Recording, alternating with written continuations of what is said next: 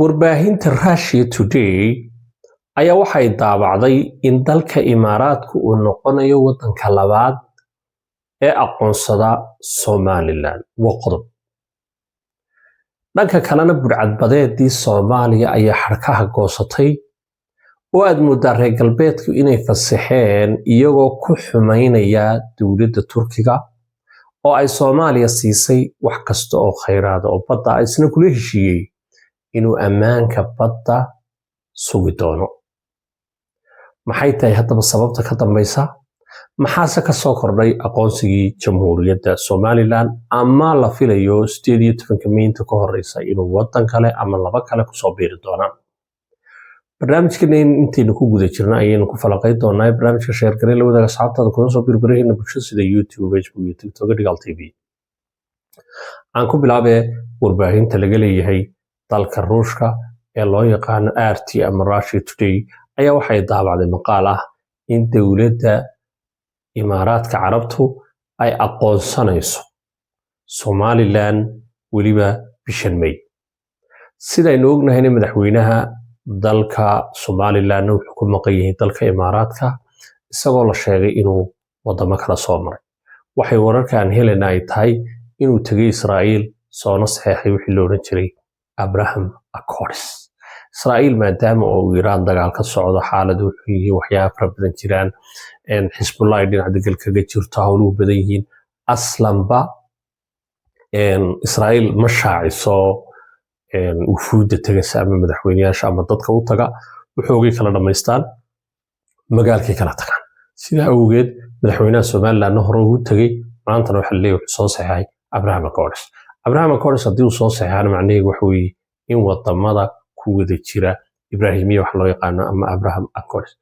in ay aqoonsan doonaan ama ay iyagu aqoonsadaan. wadamadaas waxa kamid ah Morocco,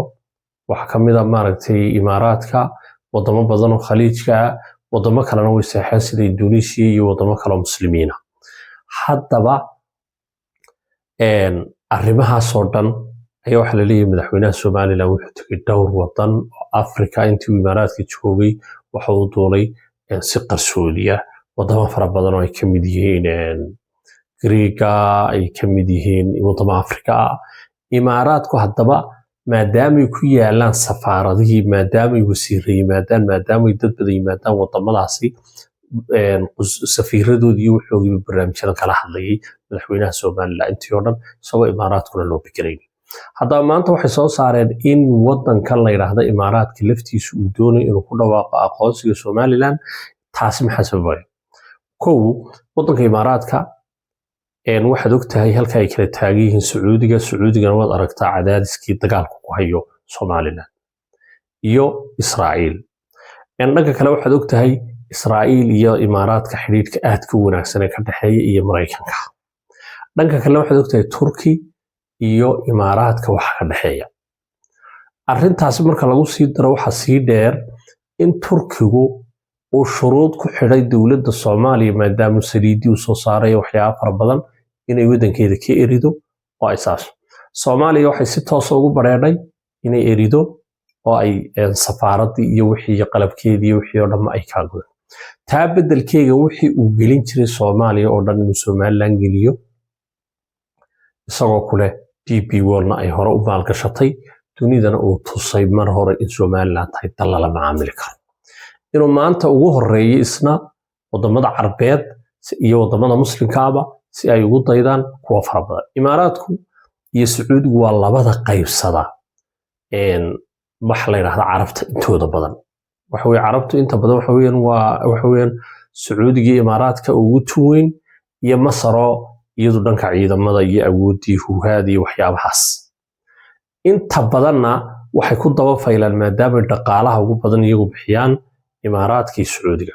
qadar saameyn way leedahay laakiin marka loo eego Carabta dhexdeeda labadoodana kaga awood badan waayo mid ahaan bay mar walba daba galaan kuwa kale. tusaale ahaan garabka inta badan Imaaraadka daba socda waxa kamid ah Urdun, Jordan oo garanaysaa, waxa kamid ah Bahrain iyo Kuwait iyo wadamo fara badan oo Khaliijka ilaa iyo kuwa kale Shaam iyo kuwa kale oo Morocco kamid tahay kuwa loo yaqaan Afrikada Galbeed. marka Imaaraadku hadduu ku dhawaaqo waxaa hubaalay inay Bahrain iyo Kuwait iyo Morocco iyo Jordan ay toos u raacayaan iyaguna aanay kala balabaynin waxa markaa la diyaarinaya wadan Yuruba iyo wadan Afrika wadanka Yuruba la isla garto waxa la leeyahay 90% waxa uu yahay dawladda loo yaqaan Greeka maadaama xaaladda Greeka iyo Turkiga aanan qofna uga sheekeyn karin Greeka Turkiguna si toos ah u saaban dhigtay dawladda loo yaqaan Soomaaliya dhanka kale dawladaha Afrika iyaga muhiim ba saaran ma Iswiitiriba ma Ethiopia ma Kenya ma Uganda ma Ghana adu wadamo dhowraba la isku haya taa waxa cadeynaysaa markaa Yurub iyo Carabta iyo Afrika hadii ay markii intaas kaga dhawaaqaan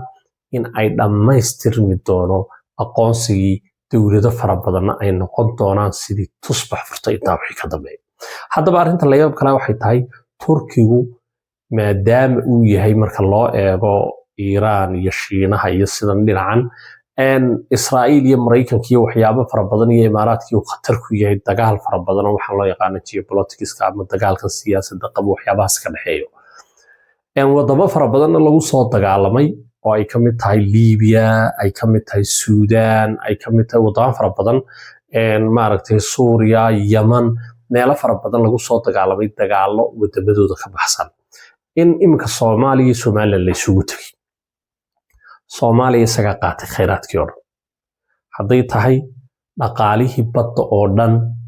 95% baa la siiyay shidaalkii 95% baa la siiyay airportkii waxaad moodaa meel yaro Turkiga kamid ah caafimaadkii waad aragtay dekedii waad aragtay wax kaste Turki baa gacanta ku haya shuruucdii baarlamaanka qoriga isagu wadankii oo dhan wuxuu noqday wadan isagu leeyahay yani heerka markuu wadanku gaaro waxa la yiraahdaa gumaysi waa wixii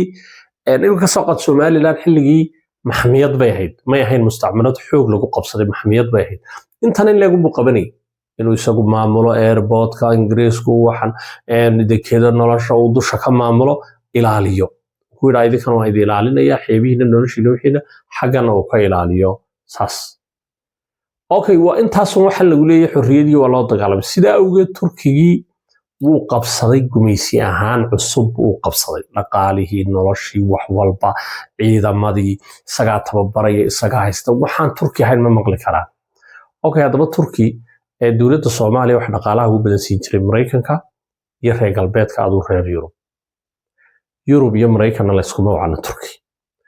waxa markaa Mareykan waxa weey maadaama intaas soo dhan ku siinay Shiina si aanad gacanta ugu gelin dhaqaalaha iyo wixii soo baxana Soomaali policy wanbu kula dhaqmayay Mareykanku baasha in awoodda la saaro burcadbadeedkii hadaba laga saarana waxa awoodii ugu badnayd saaray Mareykanka iyo reer galbeedka markii dambe Shiinaha Japan waxana dhow ku soo biireen saas burcadbadeed lagu burburiyay burcadbadeedana ma inta Mareykan iyo reer galbeed joogaan dhaqaaqoodu ma suurtagal ma aha okay hadaba waxa had iyo jeer waxaad arkaysaa bariyahan dama Trump ku celcelinaya Soomaaliya waa sida waa meel dhimatay dawlad Mareykan kale ma way burcadbadeed saa okay dunidina wala tusaya hadaba inay yihiin maxaa la leeyahay hadaba Turkiyo kaliya cuno kaliya dagaal baa lagu yiri Turkiga adaa Soomaaliya 99% Soomaaliya ku siisay adaa maraakiibta shidaalka keenay adaa maraakiib difaac keenay hadaba adigu maraakiibta difaacana dhinac ka baale baashay mad kale haduu tolo hadii Israa'iil ama hubdhama ama wax la isweydarsado ama baal waa in markaa la mashquuliyo burcadbadeedii Soomaaliya waa inay goosato imika waxay wax ka soo aftuubeen meel leeyahay baashay cadanagteeda xagan kalena ila amaanagteeda xagan kale ila Seychelles meel fara badan bay socdaan badweynta Hindiya wax badan bay aftuubeen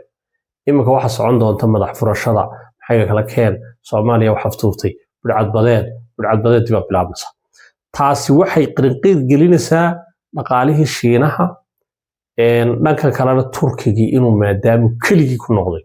inuu markaa burcadbadeedii la dagaalan sida kolba droonka iyo kolba diyaaradka iyo kolba markabka iyo si loo mashquuliyo dibeedna loo yiraahdo Soomaaliya ma kaleesida iskaga baxday hadaba cidii la difaacaysa ay kheyraadkii la qaybsato marka horta waa taa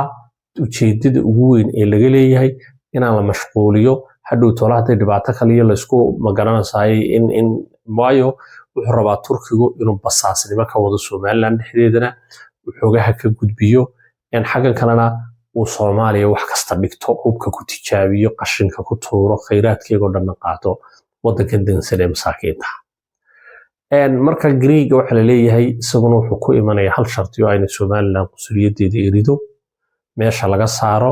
iyaguba imaaraadka sidaan ay ku soo dhamaanayso aqoonsigii Soomaaliland wadamadii kale bisha May insha Allah aynu maqli doono warka oo aad u farxad badan barnaamijka sheer galay la wadaaga saxaabtada aad iyo aad ku salaam